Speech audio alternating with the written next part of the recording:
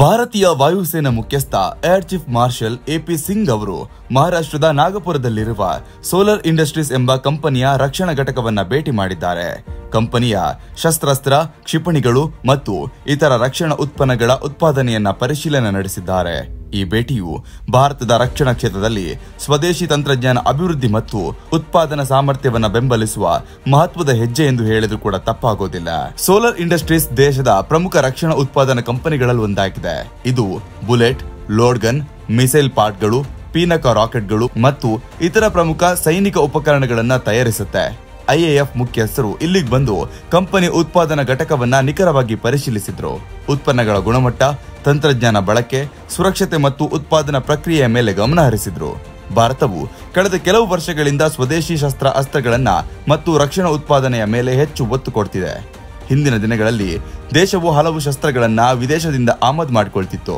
ಇದು ವಿದೇಶಗಳ ಮೇಲಿನ ಅವಲಂಬನೆಯನ್ನು ಹೆಚ್ಚಿಸಿತ್ತು ಮತ್ತು ದೇಶೀಯ ರಕ್ಷಣಾ ಕೈಗಾರಿಕಾ ಅಭಿವೃದ್ಧಿಗೆ ತಡೆ ನೀಡುತ್ತಿತ್ತು.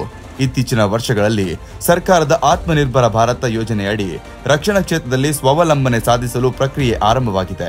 ಐಎಎಫ್ ಮುಖ್ಯಸ್ಥರ ಈ ಭೇಟಿ ಸ್ವದೇಶಿ ಉತ್ಪಾದನೆಗೆ ಉತ್ತೇಜನ ನೀಡುವ ಹಾಗೂ ರಕ್ಷಣಾ ಕ್ಷೇತ್ರದ ತಂತ್ರಜ್ಞಾನ, ಗುಣಮಟ್ಟ ಇತ್ಯಾದಿ ವಿಚಾರಗಳನ್ನು ಪರಿಶೀಲಿಸಿದ್ರು.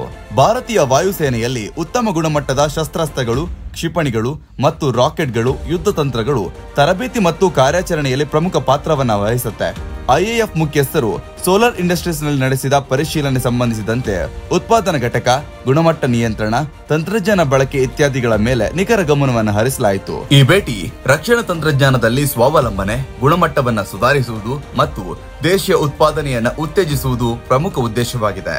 ಐಎಎಫ್ ಮುಖ್ಯಸ್ಥರು ಕಂಪನಿಯ ಉತ್ಪಾದನಾ ಸಾಮರ್ಥ್ಯ, ಕೆಲಸದ ಪರಿಸರ, ಸುರಕ್ಷತಾ ಕ್ರಮಗಳು ಮತ್ತು ಹೊಸ ತಂತ್ರಜ್ಞಾನಗಳ ಬಳಕೆ ಬಗ್ಗೆ ಮೇಲ್ವಿಚಾರಣೆ ನಡೆಸಿದ್ರು. ಭಾರತವು ಇತ್ತೀಚಿನ ವರ್ಷಗಳಲ್ಲಿ ಮಿಸೈಲ್ ಸಿಸ್ಟಂಗಳು, ಪೀನಕ ರಾಕೆಟ್ಗಳು, ಶಸ್ತ್ರಾಸ್ತ್ರದ ವಿವಿಧ ಭಾಗಗಳು ಸೇರಿದಂತೆ ಹಲವು ಸ್ವದೇಶಿ ಉತ್ಪನ್ನಗಳನ್ನು ತಯಾರಿಸುತ್ತಿದೆ. ಈ ಉತ್ಪನ್ನಗಳು ಭಾರತೀಯ ಸೇನೆ ಮತ್ತು ವಾಯುಸೇನೆಗೆ ಒದಗಿಸುತ್ತವೆ ಮತ್ತು ದೇಶದ ರಕ್ಷಣಾ ಸಾಮರ್ಥ್ಯವನ್ನ ಬಲಪಡಿಸುತ್ತವೆ. ಐಎಎಫ್ ಮುಖ್ಯಸ್ಥರ ಭೇಟಿ ಸ್ವದೇಶಿ ಉತ್ಪಾದನೆಗೆ ಪ್ರೋತ್ಸಾಹ ನೀಡುವುದು, ಗುಣಮಟ್ಟವನ್ನು ಪರಿಶೀಲಿಸುವುದು ಮತ್ತು ತಂತ್ರಜ್ಞಾನದ ಅಪ್ಡೇಟ್ಗಳನ್ನು ಗಮನಿಸುವುದು ಈ ಪ್ರಕ್ರಿಯೆಯ ಪ್ರಮುಖ ಭಾಗವಾಗಿತ್ತು. ಒಟ್ನಲ್ಲಿ ಎಪಿ ಸಿಂಗ್ ಅವರ ಭೇಟಿ ಸೋಲಾರ್ ಇಂಡಸ್ಟ್ರೀಸ್ ನಲ್ಲಿ ರಕ್ಷಣಾ ಉತ್ಪಾದನೆ ಪರಿಶೀಲನೆ ಮತ್ತು ಸ್ವದೇಶಿ ತಂತ್ರಜ್ಞಾನ ಅಭಿವೃದ್ಧಿಗೆ ಉತ್ತೇಜನ ನೀಡಿದಂತಾಗಿದೆ.